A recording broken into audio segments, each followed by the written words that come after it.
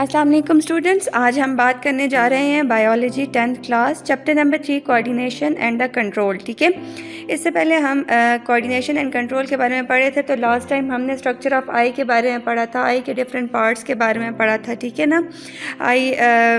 आई के बारे में पढ़ा था कि वो ऐसा फोटो रिसेप्टर ऑर्गन के तौर पे एक्ट करती है। आज हम डिसऑर्डर्स ऑफ आई की बात करेंगे या डिजीज़ेज़ ऑफ आई की बात करेंगे। तो इसमें 2 मेन डिजीज़ेस होती हैं आई की।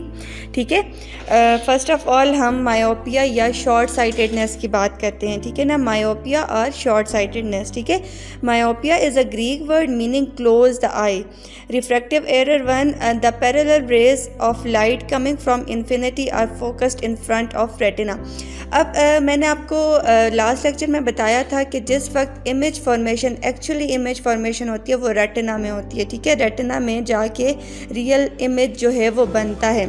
जिस वक्त मायोपिया या शॉर्ट साइटेडनेस की डिजीज़ होती है तो इमेज जो है वो रेटिना पे नहीं बल्कि इन front of the retina, retina से इन फ्रंट बन जाता है। रेटिना के मतलब रेटिना पे इमेज नहीं बनता, रेटिना से इन फ्रंट इमेज बनता है, जिसके रिज़ल्ट में क्या होता है कि आपको जो करीब की चीज़ें वो तो क्लियरली नज़र आ रही होती हैं, लेकिन जो डिस्टेंट ऑब्जेक्ट्स हैं वो क्लियरली नज़र नहीं आ रहे होते। ठीक है ना, अगर रैपिडली प्रोग्रेसिव एसोसिएशन या associated with degenerative changes in the eye, इससे आई की डीजनरेटिव चेंजेस हो जाती है। मींस आई बॉल जो है वो इनलार्ज हो जाती है। ठीक है, उसकी ओरिजिनल शेप नहीं रहती, वो इनलार्ज हो जाती है। आई बॉल जो होती है वो इनलार्ज हो जाती है। ठीक है, एटियोलॉजी वही इनलार्जमेंट ऑफ आई बॉल को कहा जाता है। Rapid axial growth of eye ball outside the normal biological variation of development. ये नॉर्मल बायोलॉजिकल वेरिएशन, अक्सर वेरिएशन आती रहती है ऑर्गेनिजम्स के अंदर, तो ये उसके रिजल्ट में भी होता है। ठीक है,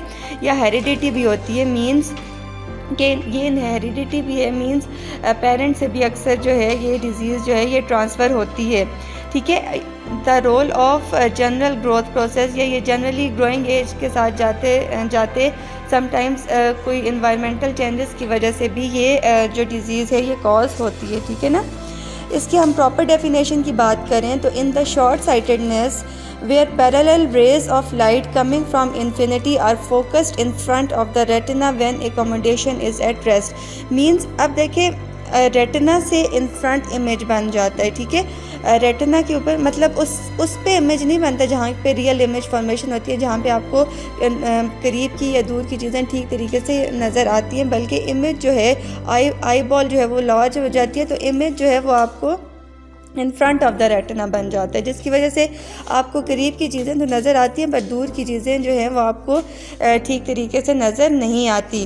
कॉजेज़ ऑफ मायोपिया की बात करें तो स्ट्रेच्ड आई, ठीक है, आई जो है वो स्ट्रेच हो जाती है, ज़ाहिर आई बॉल इनलार्ज हो जाता है। हेरिडिटी मींस ये हेरिडिटी भी है, पेरेंट्स ऑफ स्प्रिंग में भी अक्सर ये डिजीज़ ट्रांसफ़र होती है। बायोलॉजिकल वेरिएंट, बायोलॉजिकल वेरिएशन आ जाती है। हार्मोनल सेक्रीशन, अक्सर हार्मोन्स की वजह से हार्मोनल डिस्टर्बेंस हो तो ये डिजीज़ कॉज हो जाती है। Endocrine secretion, absence of vitamin A.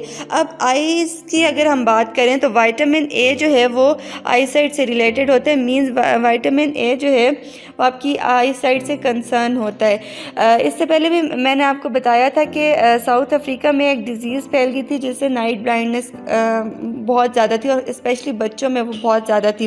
जब पता लगाया गया, रिसर्च की गई तो उस पर यह सामने आया कि विटामिन ए की डेफिशिएंसी की वजह से ये डिज़ीज़ बहुत ज़्यादा फैल रही है। तो फिर गोल्डन राइस को इंट्रोड्यूस किया गया था, क्योंकि गोल्डन राइस में विटामिन ए सफिशेंट अमाउंट में पाया जाता है। ठीक है, तो या फैटीग इसके फैटीग की वजह से, थकावट की वजह से, मींस अगर आप बहुत ज़्यादा फोकस करके पढ़ें या लाइट का कोई इशू है उसके रिज़ल्ट में भी इस किस्म के डिसऑर्डर सामने आ जाते हैं। ठीक है ना, ये देखें यहाँ पे जो इमेज है मायोपिया, यहाँ पे इमेज जो है रेटिना पे नहीं इन फ्रंट ऑफ द रेटिना बन रहा है। Image is formed in front of the retina, right. ये देखें रेटिना पे नहीं बल्कि यहाँ पे image in front of the retina बन रहा है। ठीक है ना, तो इसी तरह से इसकी अगर ट्रीटमेंट की बात करें, जब आप डॉक्टर के पास जाते हैं तो पहले तो इसके ग्लासेस दी जाती हैं और उन ग्लासेस में कॉनकेव लेंसेज यूज़ किए जाते हैं। जब वो कॉनकेव लेंसेज आप यूज़ करते हैं तो थोड़े टाइम के बाद, अगर माइनर सी डिज़ीज़ है तो थोड़े टाइम के बाद वो लेंसेज ग्लासेस में जब आप यूज़ करते हैं तो ये डिज़ीज़ जो है वो ओवरकम हो जाती है, ठीक है। अगर वो नहीं होता तो फिर डॉक्टर जो है वो लेज़र थेरेपीज़ वगैरह करते हैं, जिसके रिज़ल्ट में आई बॉल की उसका जो शेप है उसे मेंटेन किया जाता है और दोबारा से आई साइट को मेंटेन किया जाता है, ठीक है। इसमें कॉनकेव लेंसेज यूज़ होते हैं ट्रीटमेंट में, ठीक है। अब सेकेंड डिज़ीज़ की बात करते हैं, हाइपरमेट्रोपिया, जिसे लॉन्ग साइटेडनेस भी कहा जाता है।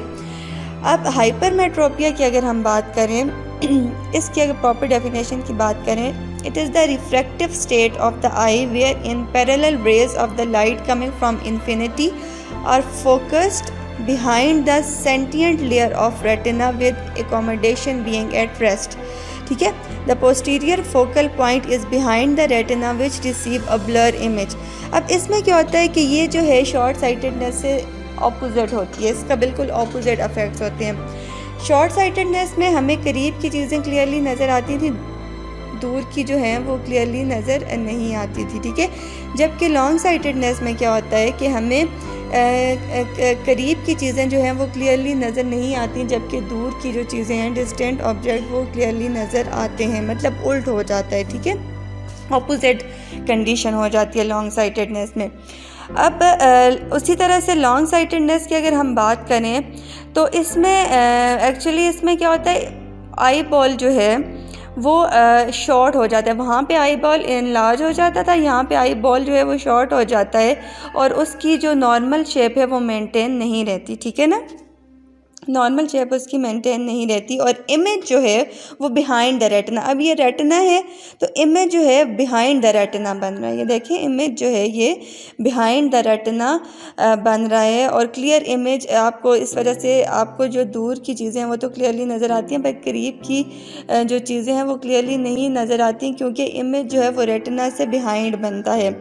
इसके रिज़ल्ट में डॉक्टर्स आपको जो ग्लासेस जो हैं देते हैं वो उसमें कॉन्वेक्स लेंसेज जो हैं वो यूज़ होते हैं, जिसके रिज़ल्ट में क्या होता है कि आपकी जो नॉर्मल मेंटेनेंस ऑफ आई जो है वो होती है, मींस आपकी जो आई है उसकी शेप नॉर्मल होती है with the passage of the time और फिर आहिस्ता आहिस्ता ठीक हो जाती है अगर आप उसे रेगुलरली यूज़ करते रहें। तो आज हमने पढ़ा 2 डिजीज़ के बारे में पढ़ा, आई की शॉर्ट साइटेडनेस जिसे मायोपिया भी कहा जाता है और लॉन्ग साइटेडनेस जिसे हाइपरमेट्रोपिया भी कहा जाता है, और फिर हमने इसके कॉजेज़, ट्रीटमेंट और सिम्टम्स के बारे में पढ़ा कि वो किस किस तरह से होता है। और आगे अगले इंशाल्लाह नेक्स्ट लेसन में हम सोनो रिसेप्टर के बारे में पढ़ेंगे। जो पहले हमने फ़ोटो रिसेप्टर के बारे में पढ़ा, कीमो रिसेप्टर के बारे में आपने ग्लैंड्स के बारे में पढ़ा, उसमें हार्मोन्स की सेक्रीशन के बारे में पढ़ा जो कि केमिकल